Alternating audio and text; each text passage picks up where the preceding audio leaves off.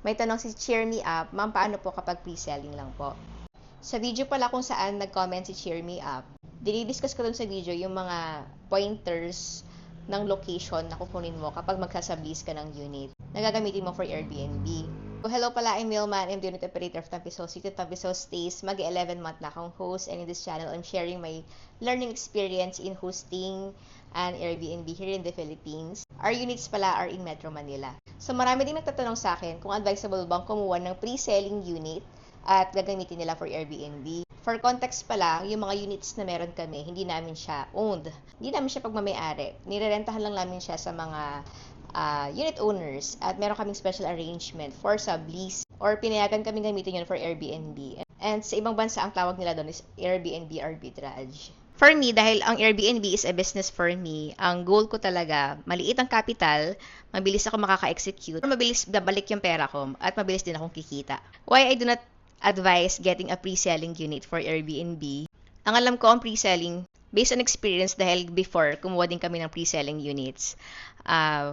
It took around 2 years to 3 years before ma-turn over. Magma-monthly amortization ka, ilo-loan mo siya sa bangko. Pag na-turn over, papagandahin mo pa yung unit, i-furnish mo pa. At ako personally, yung maghuhulog ako ng 10,000, 20,000 per month for a pre-selling unit.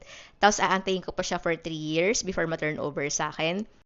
Ang laki na agad nung ilalabas ko at ang tagal ko pa siya magagamit.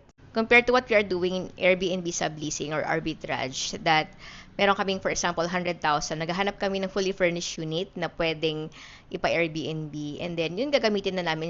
Within a week or 2 weeks, pwede namin siya mapabook at gagana na siya agad. Kung mapapa-fully book mo siya in the span of 2 to 3 months, makaka-ROI ka na. At magiging source of income mo na siya. Ayun, so that's my honest take. I do not advise getting a pre-selling unit at intention mo lang sa kanya ay ipa-Airbnb. Pero kung intention mo siya as like, tirahan mo siya or tirahan ng parents mo kasi malapit sa area nyo or sa workplace mo, or you think getting a pre-selling is an investment. So, iba-iba yan. Pero, direct talaga ako na kapag for Airbnb purpose lang, I do not advise getting a pre-selling unit kasi matagal at mahal siya. Yun lamang. Thank you so much. Bye-bye.